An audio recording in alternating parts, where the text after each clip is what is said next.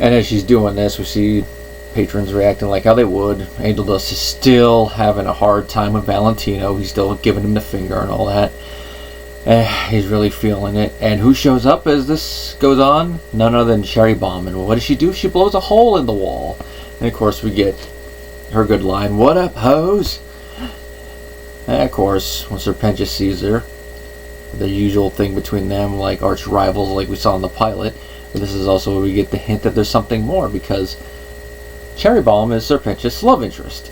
And some of his awkwardness that we see in their first interaction kind of hints at that. Which it would make sense, considering that Husk described him as a lonely hearts type character, so it would make sense that he would be a hopeless romantic, which, not to go into the leaks specifically, but based on one bit that is in there, it also makes a little bit more sense with his character, especially when he was alive. And of course here, apply that to how he is in hell. Probably part of his personality he'll keep from people unless he becomes close to them, like as we're seeing here with the other members of the hotel, the staff and the patrons. And of course he goes to his usual personality moment he sees Cherry Bomb, but then when he realizes like, oh no, it's not a fight thing and all that, he goes back into his normal mode. Well, Charlie leaves Cherry Bomb with a bunch of money to take everyone out on night of town, and that's what they're going to do. So that is essentially the B plot of the episode, but it's more like an A-B plot, considering that we watch it unfold when Charlie's in heaven. And such, I'll explain that part of the plot once we get up to heaven. Now, Charlie and Vaggie go to heaven, they go to the gates, they give their names, and the moment that St. Peter hears that they're there on behalf of Lucifer Morningstar, he's like, oh, you guys, I think, are at the wrong gate. Of course, that misunderstanding gets cleared up pretty well once they find out, oh, they're here for a meeting. And of course, we get the titular song, Welcome to Heaven. It's a short song, it's very sugary and ooey gooey, which, considering this is supposed to be heaven, we're supposed to be getting like all sparklies, rainbows, unicorns, that type of feeling, it makes sense. And of course, Chris and Narahan's vocals really do sell it. It's just, outside of the context of the show, it's not really one that I personally would find myself re-listening. If you are one that can, I would love to hear why. It's just not my cup of tea. Now, of course, the Seraphim are the ones that help clear up the misunderstanding before we get that song. And I do like that just for a split second we can see the Seraphim as they truly are, which is more bird-like, more strange-like, which makes sense if you look at the whole biblically accurate angels. But from what I understand, that's only certain type of angels have that, like the wheels with all the eyes and all that. I don't know if Seraphim fall into that. I'll have to look that up again. But having a weird appearance like that and then shifting to a more humanoid one makes sense. And I love that there's like a little personality difference between the two Seraphim, where Sarah's the more strict, by the book type Seraphim, who you can definitely tell has been a part of heaven since the beginning. And based on dialogue that she speaks throughout the episode, it's obvious that she knows Lucifer personally. And that might be why she was at least willing to hear his daughter out, even if it's just like a loose favor. That's why I can just imagine, like, off screen, what that call must have been like. Like, my phone's ringing. Lucifer, let's see what he wants this time. I haven't heard from him in millennia. Yes, Morningstar. Something like that. That's what I'm actually looking forward to when we get more lore-dubs on heaven in the following seasons. Like, what relationship Sarah and Lucifer had. Like, would you be considering them siblings, or are they just friends? It's one of those weird things. And then, of course, Emily, she's obviously the younger one, and based on her personality, you can see that she does have a lot in common with Charlie, at least when it comes to the bubbliness of their personality. So she's kind of a heavenly foil for Charlie, which, keep that in mind as we get towards a later part of the episode, because it's done intentionally story-wise. Now, there have been some parts of the fandom that have infantilized Emily because of that, but it's like, just because you are more bubbly and a little naive in certain regards does not necessarily mean you are a child. And some of that even goes to how Sarah views her, which ties into the second song. Now, as they go through heaven, we see a lot of fun little things, but of course, both of them are going to stand out based on their appearance, and also the fact that Charlie almost looks like a spitting image of her dad, so those who know the Morningstar are going to know who she is. And who are they spotted by? None other than Adam and Lute. Now, I just love how at first, when they see who it is, at first they make it seem like they're going to go to the fact that these two are homophobic. But then it's like, oh no, it's some other reason. And it's because of what we're about to find out about Vaggie, so hold that in mind. And I love how this is our first hint that not everyone in heaven knows about the extermination. It's very plain knowledge down in hell, but up here, only the Seraphim and the exterminators seem to know about the extermination. Just keep that in mind, because that's going to be brought up again later. Now, when Vaggie's by herself in the room, who shows up but Adam? And this is where we find out that Vaggie is not a sinner, she is an angel. Now, with her design, you can kind of put that together before this part. I mean, her skin tone, X, the type of weapon she uses, which that was even brought up in dialogue in the next episode. I'll save that dialogue for then, but it's one of those things like, yeah, you put it together. But here, actually getting the reveal, it's one of those things that if you were not expecting it, or you're like, yeah, they're not going to go there. Oh, yeah. And we find out that she was one of the better exterminators, which of course is why Adam gave her the name, which this explains why her name kind of has that weird little innuendo quality, because it's intentional. It's because of how Adam thinks. He meant it to be Vaggie, but she pronounced it Vaggie, and he's like, no. And of course this whole thing also explains the whole thing about the battlefield from an earlier episode, but that's another little bit of foreshadowing. And we also find out just why she's no longer exterminator. It's because during one of the exterminations, I'd like to think that it's at least the one prior to the one we see at the end of the pilot. Because if it was that same one, the timeline just doesn't seem to work. I don't know if Vizzy Pops commented on it, but just go based on the episodes. I'm just giving my thought on it. She let a sinner child go, and then she got attacked by Lute. She had her eye cut, and she had her wings ripped off, and Adam was standing there too, so he must have approved it. Now, based on how everyone in hell reacts when they find the head, the fact that angels can be hurt seems to be a surprise. And the next episode, there's going to be a bit of dialogue that's going to kind of contradict the fact that Vaggie knows that she can get hurt. I'm going to address that part then and there, other than the fact that based on the flashback and the fact that she would have seen her eye get cut out and then the eyeball itself squished and then her wings ripped off, she knows that other exterminators can hurt her. So exterminators can hurt exterminators. And probably by extension angels can hurt angels, but at the very least that is possible. Now, Adam brings all this up because he's going to blackmail Vaggie into trying to sabotage Charlie, and as much as Vaggie doesn't want to do it, she doesn't want Charlie to know the truth about her past, especially up here in heaven. So she agrees to go along with it, at least to a bit. And then of course we get the meeting in heaven. Of course it's being run by Sarah as the lead seraphim, which I do like that name. It's a little biblical, but you gotta think for a seraphim that's a little on the nose name, but it works. And of course with Adam and Luke being present, we also get a little bit of the Karen manager joke from him, which makes sense given his attitude, and of course it's one of those jokes we were probably all thinking it, so for them to go there makes a lot of sense. And while they're discussing everything, Charlie brings up the two people in the hotel, and it goes from there. And in the middle of this meeting, we find out that none of the angels up there, which just based on the amount of people we see in the room is probably every angel that's been there from the beginning, and every angel that's been there a good amount of time. And none of them know how a soul ascends to heaven. Even Adam, the Big G's first freaking man, does not even know how he ascended. And of course he comes up with some BS, be righteous. And my favorite is the third one, stick it to the man. You gotta get a musical reference in there, especially if it's one that Alex Brightman did himself. Stick it to the man. Even if this verse is the only reason I know that song. But as they're doing the meeting, they decide they're going to watch what Angel Dust is doing, because he is the main person that Charlie's trying to use as an example.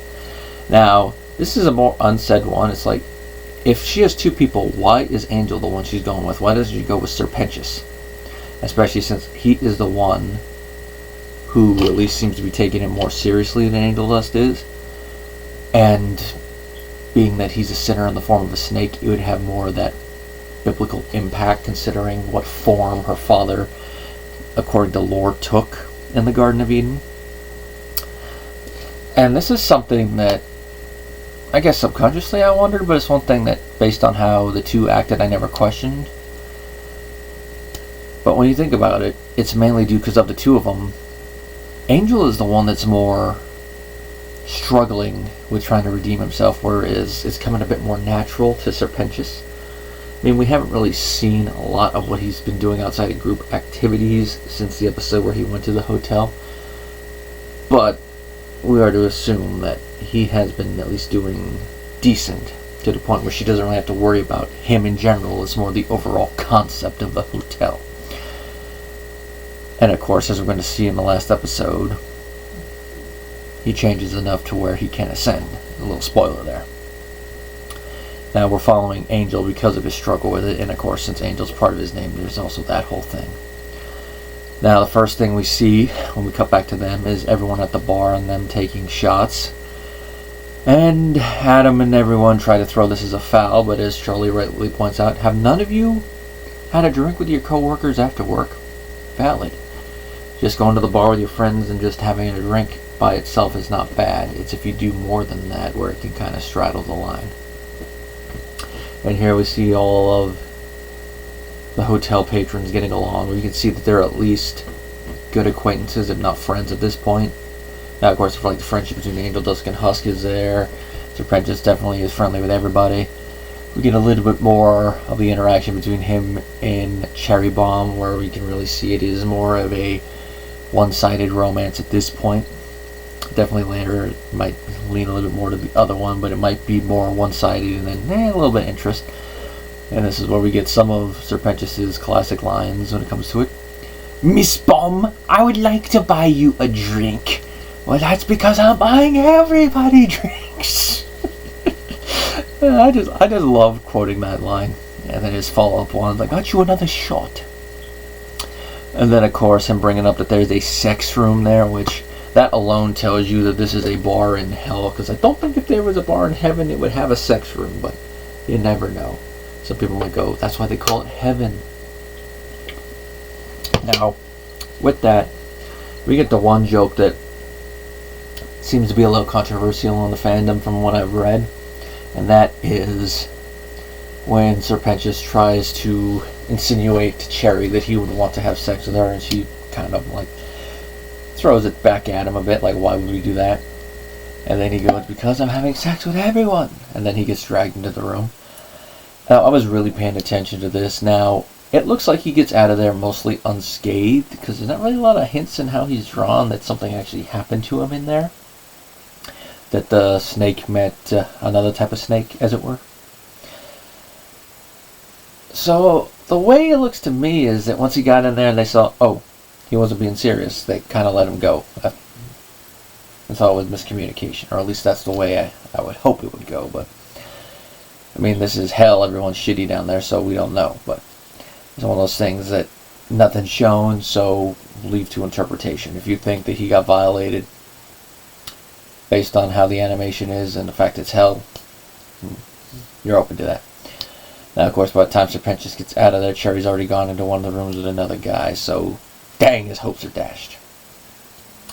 Now, during this whole thing, Angel does show a little bit of a backbone, because he does stand up to Valentino when Valentino's there, mainly to protect Nifty, because Nifty's there. And from how we've seen, she's not the best when it comes to her mental stability, which is why there's a lot of theories about what she went through when she was alive. Like the big theory, she might have had a lobotomy when she was a human, which might explain a little bit. And of course we see some of her stuff come here, like, it's dirty, this is a club, dear. Oh, I thought the hotel looked different.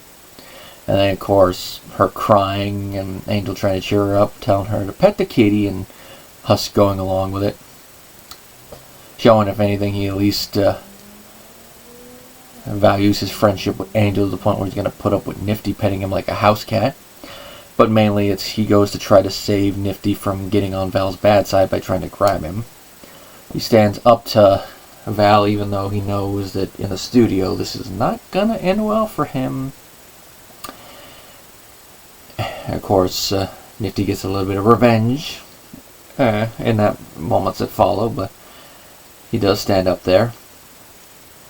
And of course he checks everything off the list that Adam himself presented. And from this we go into our second song of the episode, where Emily is trying to assist Charlie with this whole thing. Like, he saw the light. Meanwhile, Sarah is still trying to draw the status quo, and as she puts it before the song totally switched gears, is, I surely wish it could be so, but there's a lot that you don't know. Oh, really? Sarah, what is it we don't know? Come on, tell everyone. We're all ears. Tell us. What is it that we don't know? You all smell that? Is that hypocrisy I'm smelling? Hypocrisy from the seraphim, from the bureaucrats. No surprise there. Hypocrisy and religion sometimes go hand in hand, so it makes sense that Sarah would go with the status quo and not want stuff to change even when presented with it right there. I mean, it's not a 100% drastic change like they would expect, but it shows that it is possible.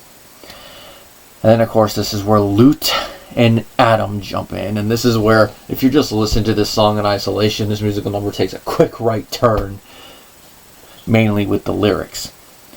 And that's coming from me because I heard the song out of context originally, also with the clip, because going through TikToks and found it, and I'm like, whoa.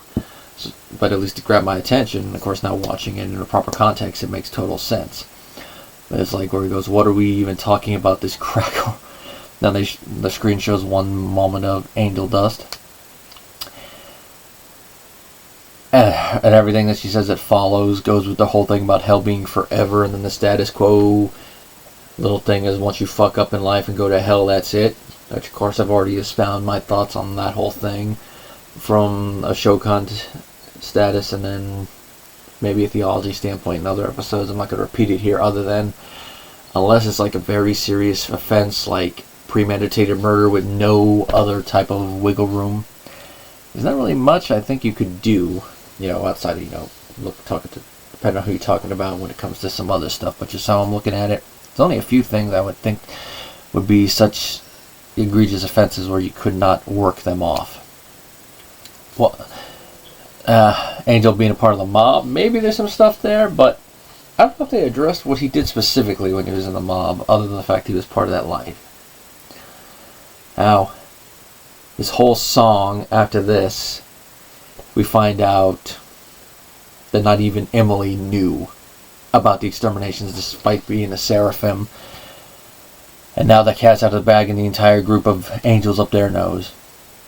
And from Emily turning the song conversation towards Sarah, this is where we find out that she did it because she didn't want her to have to deal with the mental burden of it, so treating her like a child. And Emily's even like, I don't need your condescension, I'm not a child. And then of course she even calls her out for being a hypocrite with the line, was talk of virtue just pretensions, was I too naive to expect you to heed the morals you're purveying, i.e. was I too naive to expect you to practice what you're preaching.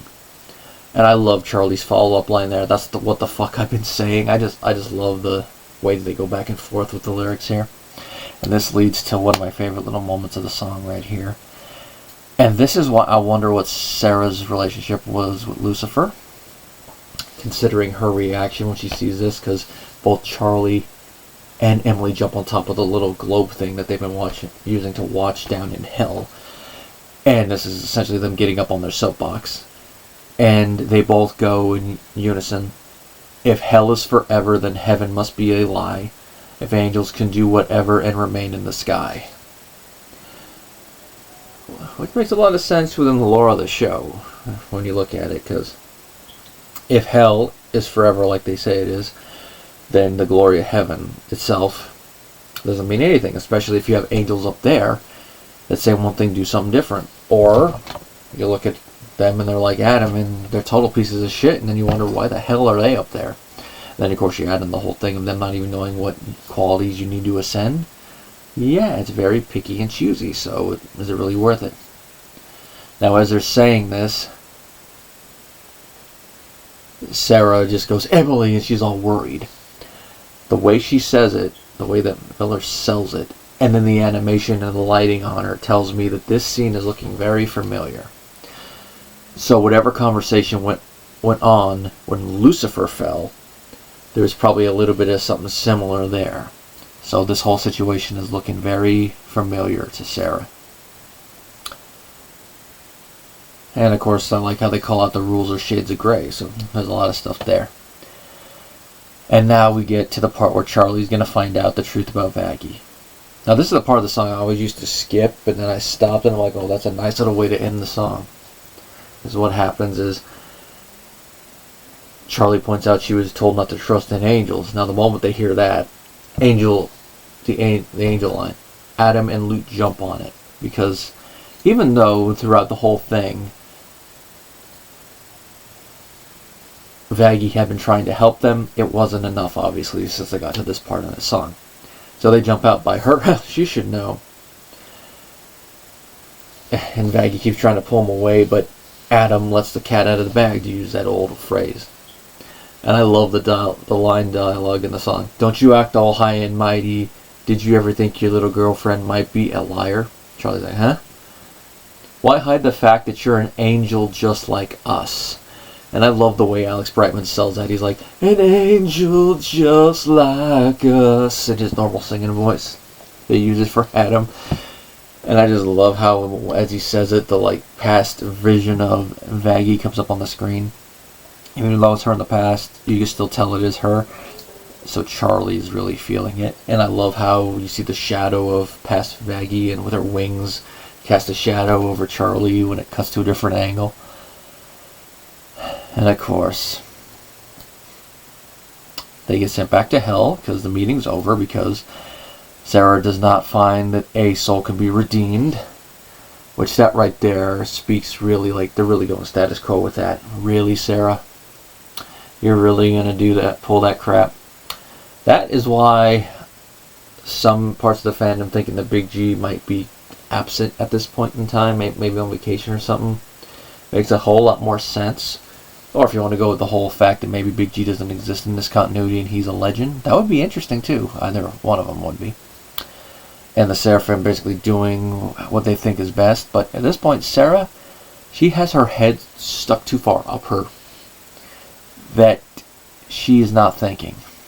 So to find all this, now the evidence is thin, but there's at least enough there that it is possible.